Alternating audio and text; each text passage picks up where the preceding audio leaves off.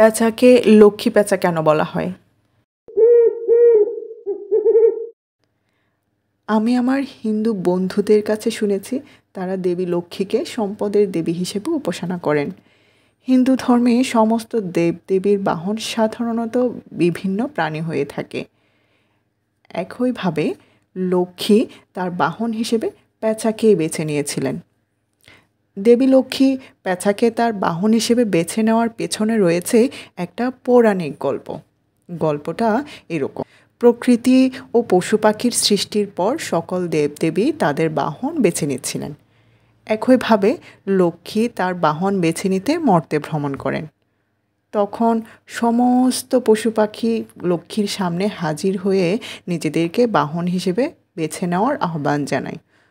তখন লক্ষ্মী সমস্ত পশু পাখিদের জানান, আমি কার্তিক মাসের অমাবস্যার রাতে মর্তে ভ্রমণ করব।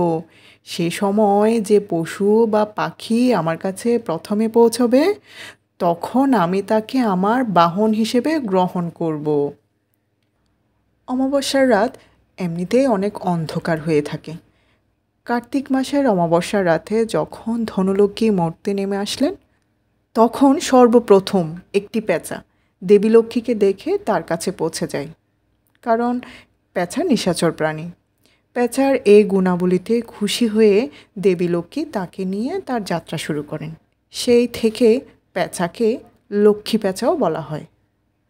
পহেলা বৈশাখের মঙ্গল শোভাযাত্রায় পেঁচার মুখোশ ও প্রতিকৃতিগুলো দেখা যায়। সেগুলো মূলত বাঙালির সম্পদ সমৃদ্ধির লক্ষ্মীসূচক প্রতীক হিসেবে গণ্য করা হয়।